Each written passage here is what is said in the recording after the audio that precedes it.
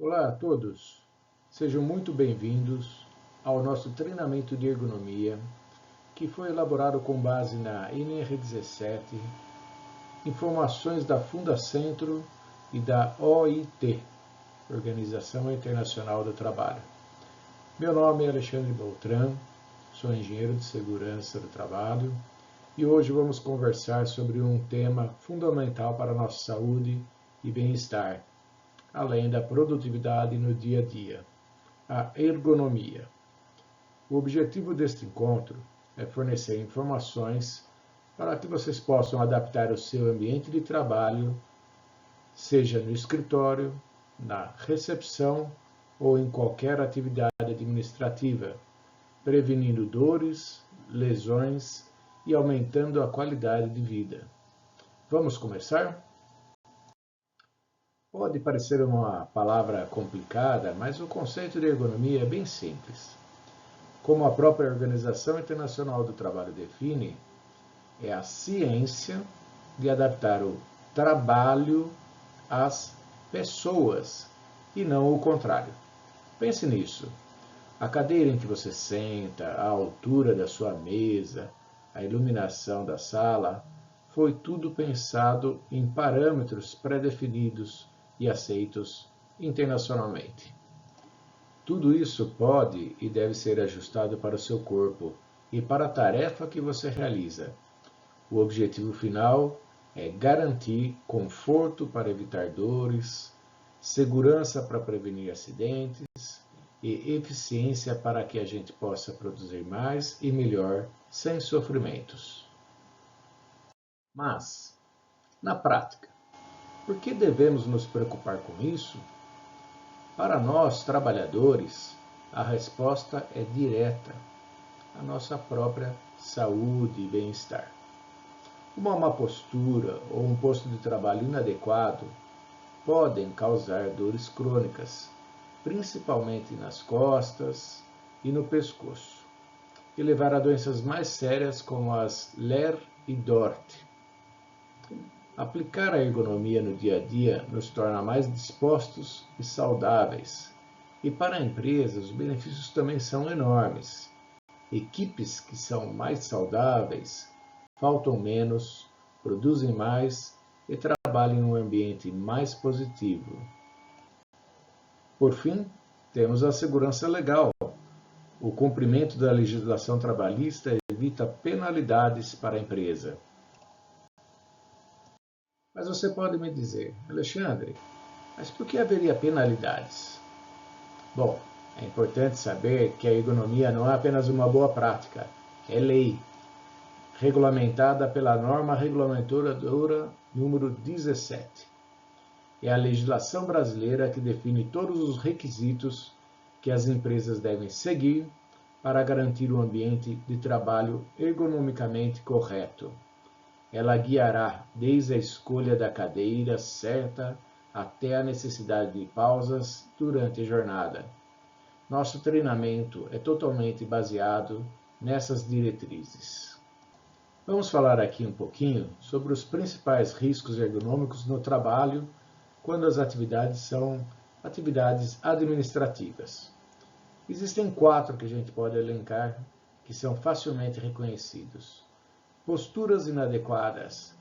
Por exemplo, sentar-se de forma incorreta por longos períodos causa sobrecarga na coluna vertebral, pescoço e membros superiores. Depois nós temos movimentos repetitivos. O uso excessivo de mouse e teclado, sem pausas adequadas, pode provocar lesões por esforço repetitivo, que são conhecidos por LER e DORT. Terceiro, o mobiliário inadequado, como cadeiras, mesas e equipamentos sem ajustes corretos, comprometem a postura e causam desconforto crônico. E, por fim, dentre os nossos exemplos, os fatores ambientais, como uma iluminação inadequada ou excessiva, ruído excessivo, temperatura inadequada, afetam o conforto e a saúde dos trabalhadores. No slide anterior, nós falamos do risco da postura incorreta. Então vamos começar pela peça mais importante do nosso posto de trabalho, a cadeira. Ela é a principal aliada.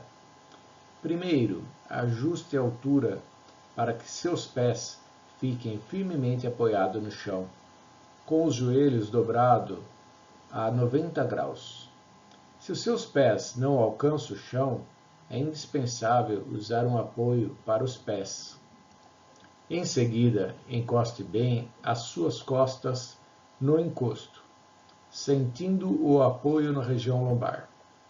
Por fim, ajuste a altura dos braços da cadeira para que seus cotovelos também fiquem em um ângulo de 90 graus ou um pouquinho mais, chegando a 110 graus com os cotovelos relaxados e alinhados com a altura da mesa.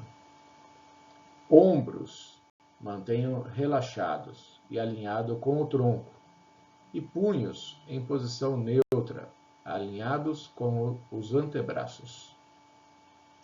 Vamos aqui observar essa cadeira, né, para entender um pouquinho mais em relação ao ajuste. Você observará que ela tem pontos de regulagem aqui para a nuca, aqui para o encosto da lombar. Você tem nas laterais aqui normalmente o ajuste de altura. Ela possui pés no tipo rodinha, né, que a gente costuma falar, para você poder se movimentar e girar mais facilmente.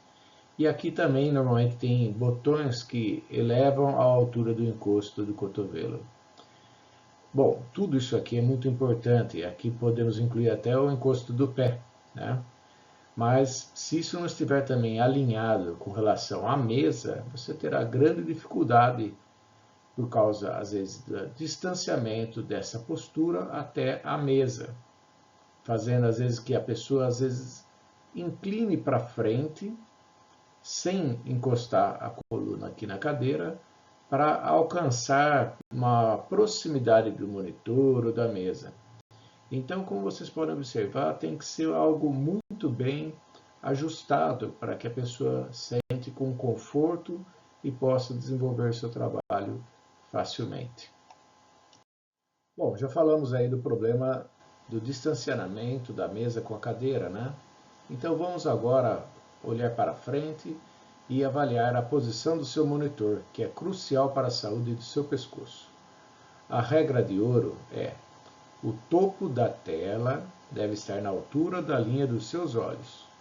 Se estiver baixo demais, você vai curvar o pescoço para baixo, causando tensão. Você pode usar livros, suporte para monitor, se for necessário. Se você usa notebook o dia todo, a regra é a mesma, mas com uma adição importante. Use um suporte para elevar a tela e, como o notebook ficará distante, é importante você conectar um teclado e um mouse externo, permitindo que você não estique os braços e mantenha os ombros em posição inadequada. Trabalhar diretamente no notebook por horas é uma das principais causas de dores. Esse equipamento que foi criado aí para facilitar a vida de quem precisava usar computador em diversos lugares, acabou se tornando um equipamento rotineiro, né, pela facilidade e por ocupar pouco espaço. Por isso, carece muito da nossa atenção. Veja como a questão da distância é importante. Ele deve estar a uma distância de você de 50 a 70 centímetros, equivalente ao que você deixaria entre o seu corpo e a tela se estivesse com o braço estendido. Para evitar que haja reflexos, a gente recomenda sempre um ângulo de inclinação do monitor de 10 a 20 graus para trás para reduzir esses reflexos e melhorar aí o ângulo de visão de vocês. Vamos nos concentrar agora sobre as nossas mãos e punhos. Ao digitar ou ao usar o mouse, seus punhos devem estar em uma posição neutra, ou seja, retos, sem dobrar para cima, para baixo ou para os lados. Evite o hábito de apoiar o punho diretamente na borda da mesa. Você pode adotar apoios almofadados para o punho e para onde vai o teclado, para poder digitar mais facilmente. Posicione o mouse bem ao lado do teclado para não precisar esticar o braço. Manter essa área livre e a postura correta previne a famosa tendinite e outras lesões por esforço repetitivo. Bom, a organização do ambiente do trabalho. Vamos falar um pouquinho aqui da área do trabalho. Nós devemos manter aí a superfície limpa e organizada, posicionar itens de uso frequente próximos ao alcance das mãos, evitando que haja torções e alongamentos repetitivos. Já o cabeamento, fios, né, apesar de estar ficando quase tudo Wi-Fi, sem fios, nós, quando presentes, devemos organizá-los para evitar tropeços e facilitar a limpeza. Use organizadores e evite que os fios fiquem esticados ou cruzem as áreas de circulação. Os acessórios.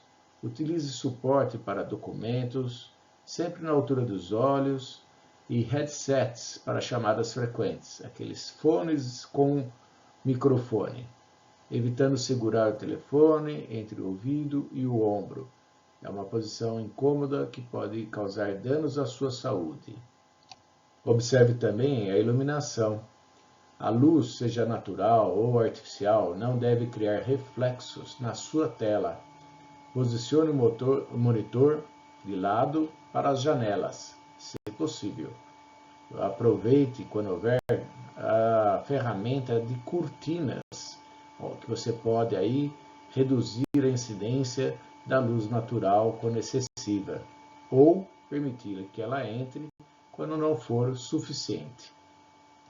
Reforçando um pouquinho mais o que foi mencionado no final do slide anterior, a iluminação adequada ela tem como princípio fundamental informações que estão na NBR 8995, dígito 1, e também temos a nossa norma de higiene ocupacional número 11, conhecida como NHO 11. Ela deve ser suficiente para as tarefas realizadas, ou seja, na atividade administrativa, normalmente nós encontramos aí entre 500 e 750 lux. A NH11 ela pode ser mais específica se você assim desejar, mas é muito importante haver também o laudo de iluminância, para que você saiba se você precisa incrementar ou reduzir uma determinada iluminação no posto de trabalho, de acordo com as atividades desenvolvidas. Evite reflexos na tela do computador, como já mencionamos, e use as cortinas ou persianas para controlar a entrada da luz natural excessiva. Nós encontraremos que tipo de iluminação? A geral, que é aquela que vai promover a iluminação uniforme, distribuída adequadamente por todo o ambiente.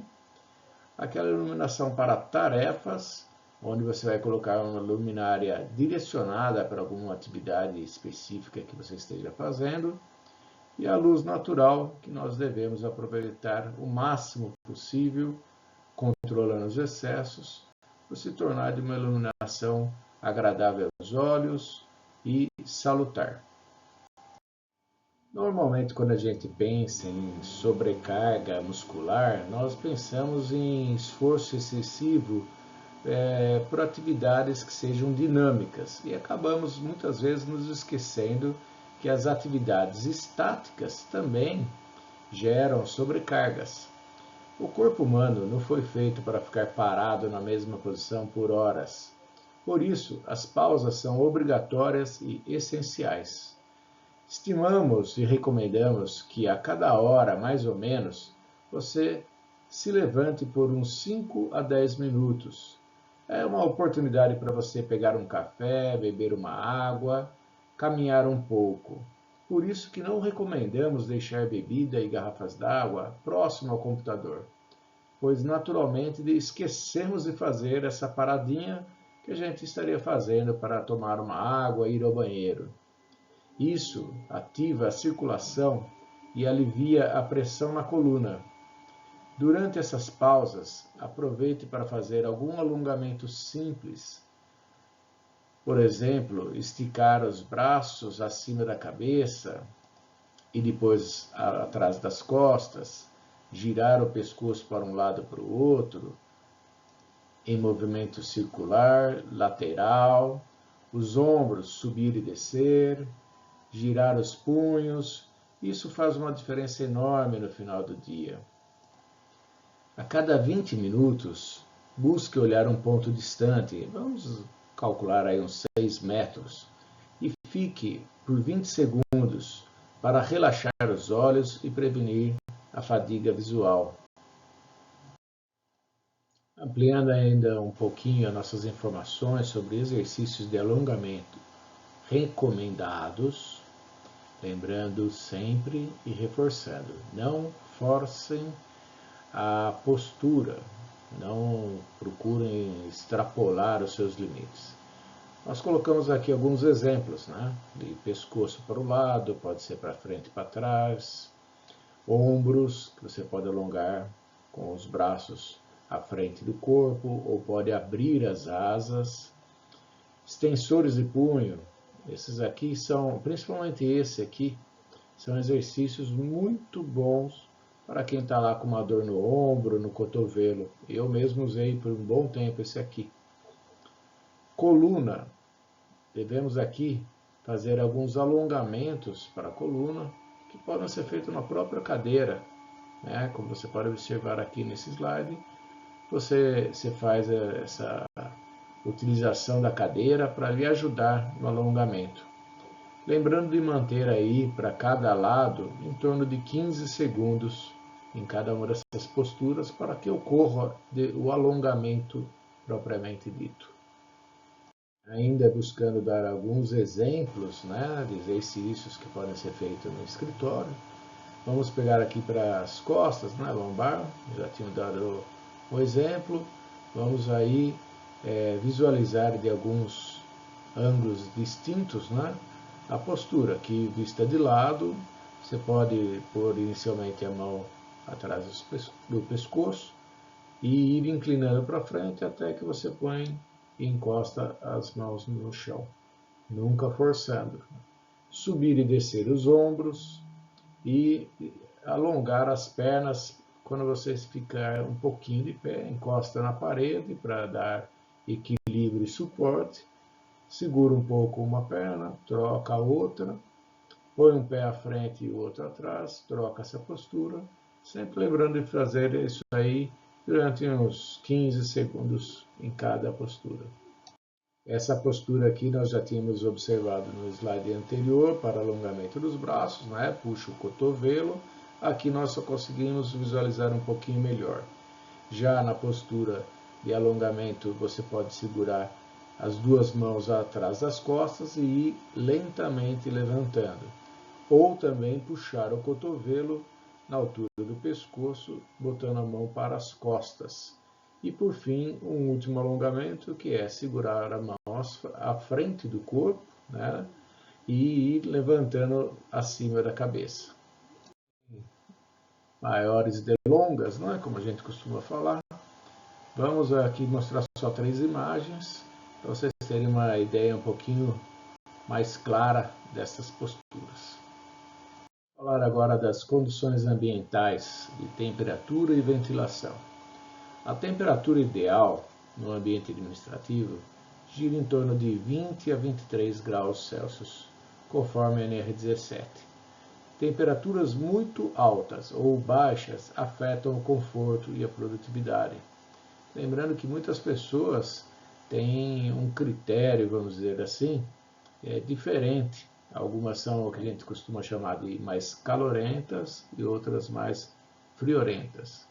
Então, devemos respeitar, buscando manter essa temperatura para que nenhuma nem outra acabe trabalhando num ambiente desconfortável. Assegurar uma ventilação, uma troca de ar, renovação de no mínimo 30 metros cúbicos por hora por pessoa. Evitar correntes de ar diretas sobre os trabalhadores, principalmente se for de ar condicionado. Se você deixar uma ventilação direcionada para um trabalhador, isso vai ser extremamente incômodo para ele. Apenas para exemplificar, eu trabalhei por muitos anos em laboratório de pesquisa científica e nós tínhamos uma sala especial que foi colocado um ar-condicionado e não tinha sido feito esse ajuste. E a cadeira da pessoa que trabalhava lá, ela tinha um apelido, era da cuca fresca, porque quem ficava trabalhando lá recebia um jato de ar frio na cabeça, que era extremamente incômodo, evidenciando aí como as condições ambientais de temperatura e ventilação, inclusive a velocidade com que chega, são extremamente importantes. A manutenção periódica do ar-condicionado é muito importante, realizando a limpeza de filtros e o controle da umidade entre 40% e 60%. O ruído no ambiente administrativo também é uma questão parecida com o da ventilação, porque algumas pessoas se sentem mais incomodadas ou menos, de acordo com a atividade que ela vai estar exercendo. Então, a NR17 estabelece aí como nível máximo de ruído até 65 dBA, enquanto que o ideal para a concentração que fica entre 45 e 50 dBA. Nós temos também algumas medidas de controle do ruído, como buscar utilizar materiais absorventes acústicos que causam um isolamento, não permite propagar o ruído. Usar divisórias e barreiras acústicas nos locais que forem necessários. Manutenção de equipamentos para evitar ruídos e manter esses equipamentos em área separada, como por exemplo impressoras, telefones que seriam desnecessários na sala, organizar o espaço de forma a minimizar conversas, e colocar essas áreas específicas, como de café, para evitar atrapalhar os demais trabalhadores. E estimular também a circulação. Uma pessoa que precisa levantar para pegar uma cópia de xerox, muitas vezes pode falar assim, é ruim, vou ter que andar. Mas na verdade ela vai estar fazendo um benefício para a saúde dela. Considerar áreas específicas para reuniões e chamadas telefônicas, porque normalmente em reuniões você vai ter aquele bate-papo, e se isso ocorrer junto com os demais trabalhadores, irá seguramente atrapalhar. Falamos um pouquinho sobre a iluminação do ambiente. Então vamos só nos aprofundar nesse tema um pouquinho mais. A fadiga visual pode surgir por vista seca, você começa a perceber uma irritação nos olhos. Então isso pode ser um sinal que você tem ficado um tempo prolongado usando telas, seja do notebook, celulares, ainda mais hoje em dia que o uso do celular está intenso, tanto para lazer quanto para trabalho, Isso pode causar o ressecamento e o cansaço ocular. A iluminação inadequada, que a gente já comentou, pode provocar aí um contraste excessivo, forçando a vista. E o distanciamento, que nós também já comentamos, Então, aquela regrinha que a gente falou, 20 minutos, a cada 20 minutos, ali dar uma paradinha, mirar, eles falam 20, 20, 20 porque seria 20 pés, Mas como a unidade de pés é uma unidade pouco conhecida entre os brasileiros, a gente coloca 6 metros, por 20 segundos. Então você faz esse relaxamento aí. Ajustar no PC o brilho e contraste de tela, para que fique confortável. De vez em quando você piscar de forma consciente, com maior frequência, para ter uma lubrificação nos seus olhos, ou usar um colírio lubrificante, e atender ao chamado dos exames ocupacionais periódicos, onde normalmente são feitos os exames oftalmológicos regulares. Obviamente, se for necessário, usar os óculos com a graduação adequada, evitando assim, inclusive, possivelmente uma dor de cabeça por forçar a vista aí, né? Agora, o que são as famosas, melhor dizendo, lesões por esforços repetitivos, Larry Dort? São distúrbios musculoesqueléticos relacionados ao trabalho, causados por movimentos repetitivos, posturas inadequadas e falta de pausas, além de principalmente afetar punhos, mãos, braços, ombros e pescoço. Então, nós encontramos aí, por exemplo, profissionais de banco que ficam no caixa, né? Que antigamente eles ficavam digitando números e números e números, até que começaram a criar a leitura por código de barra e outras formas de fazer essas leituras, até que hoje praticamente todos os pagamentos são feitos online. Mas nós tivemos muito problema de distúrbio musculoesquelético relacionado à digitação, né? Como que esses problemas surgem? Os sintomas comuns são dor persistente ou intermitente nos membros superiores, né? Braços, antebraços, mãos, ombro, formigamento, dormência ou sensação de agulhadas.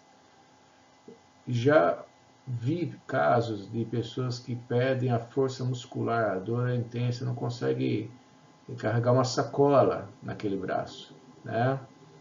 Tem inclusive dificuldade para movimentá-los.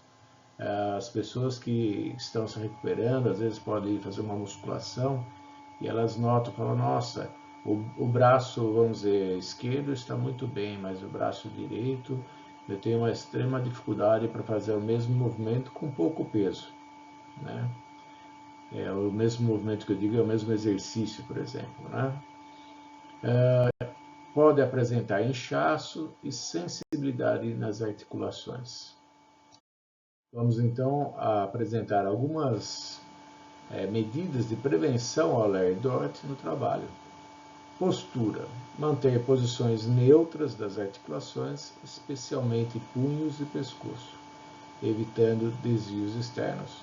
Por isso que é tão importante regular a altura da cadeira, mesa, monitor, teclado e mouse, como falamos.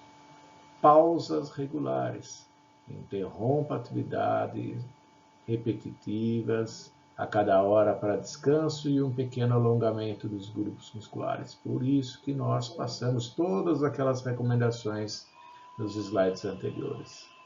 Equipamentos adequados, mesma coisa. Os dispositivos, né, teclado, mouse, para essa adequação. E os alongamentos, né? Então, como vocês podem ver, esse tipo de afastamento, esse tipo de risco ocupacional se elimina adotando todas as recomendações ergonômicas que nós já exploramos, né, até que exaustivamente nos slides anteriores.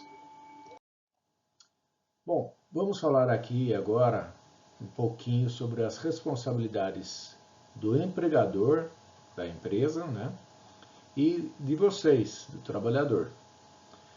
Começando aqui pela empresa, pelo empregador. Realizar análise ergonômica do trabalho, conforme NR17. Eu vou falar no próximo slide mais detalhes disso aqui, por isso eu não vou me aprofundar muito nesse slide. Existe uma outra avaliação, né? Não é uma análise, mas uma avaliação ergonômica preliminar, que a gente chama de AEP de pato, né? De preliminar, que ela também é uma responsabilidade nova do empregador. Ela consta aí no PGR, né? Nova no momento desta gravação, tá? Futuramente já vai estar mais consolidada. Essa avaliação ergonômica preliminar, ela vai buscar identificar todas as posturas, todos os riscos ergonômicos. E é uma responsabilidade do empregador, que vai também ter que cumprir com a responsabilidade de ter o PGR, que é o Programa de Gerenciamento desses Riscos. Dentre eles, aquele que recomenda esse treinamento e outras recomendações. Então, ele tem que fornecer o mobiliário e equipamento adequado e ajustável para o trabalhador, promover treinamentos periódicos sobre ergonomia, como esse, podemos aí citar, não que obrigatoriamente, mas pode haver o treinamento de transporte manual de carga, de assédio, entre outros, que estão voltados aí para a ergonomia.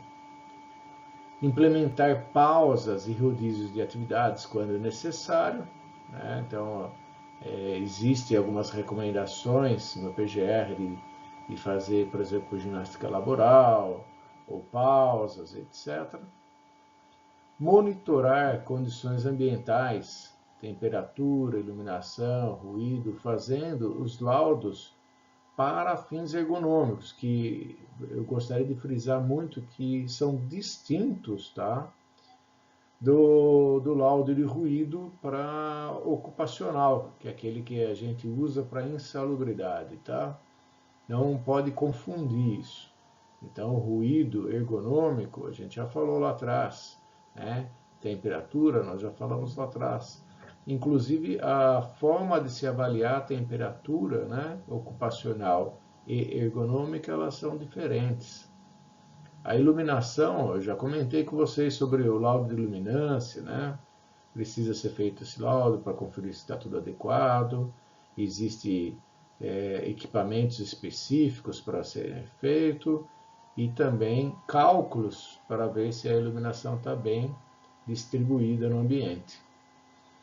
Realizar manutenção preventiva de equipamentos, né, desde troca de lâmpadas, ar-condicionado e equipamentos ruidosos, né. Disponibilizar o atendimento médico e fisioterapêutico quando necessário. E aqui agora com a questão do psicossocial, nós podemos acrescentar até profissionais aí como, por exemplo, psicólogos, né, se for necessário, para o atendimento de algum risco ocupacional que foi identificado, agora que nós temos aplicado questionários ergonômicos para avaliação psicossocial, por exemplo. Mas tem a contrapartida do trabalhador, ou seja, o trabalhador tem que fazer a parte dele também, né? Que é participar ativamente dos treinamentos oferecidos, prestando atenção, né? Ajustar o seu mobiliário, porque não adianta a gente comprar, eu sempre brinco, não adianta dar uma Ferrari para uma pessoa que não sabe dirigir, ele vai bater assim que sair. Adotar posturas corretas durante as atividades, realizar as pausas, né? E exercícios recomendados. Às vezes a empresa vai lá, oferece ginástica laboral e a gente percebe que as pessoas ficam brincando, né? Não dão o reconhecimento, a valorização para aqueles minutos que a empresa está pagando um profissional para ir lá, não reconhece o trabalho do profissional. Reportar desconfortos e problemas ergonômicos, seguir as orientações de segurança e saúde e cuidar da manutenção básica do seu posto de trabalho. Portanto, como vocês podem observar, cada um tem uma responsabilidade para que tudo ocorra adequadamente. Não é só a empresa que tem o ônus de fazer, fazer e fazer. Vamos agora falar um pouquinho sobre a AIT? Bom, a análise ergonômica do trabalho, a AET, como nós já falamos para você, ela diferencia da AEP, tá? E ela é aplicada como uma exigência da NR17 quando já se identificou alguma atividade que causou um afastamento ou alguma reclamação recorrente, né, que a gente observa no posto de trabalho e que as ações habituais tomadas aí, seja por uma CIPA, um SESMIT ou pela diretoria, a liderança, ainda não conseguiu, né, conforme as recomendações do PGR, ainda não conseguiu resolver o problema. Aí contrata-se ou solicita-se, caso a empresa não tenha, um profissional qualificado, normalmente um ergonomista, que vai contemplar uma análise de demanda da tarefa, da atividade, discutir com a empresa os resultados e sugerir aí algumas ações.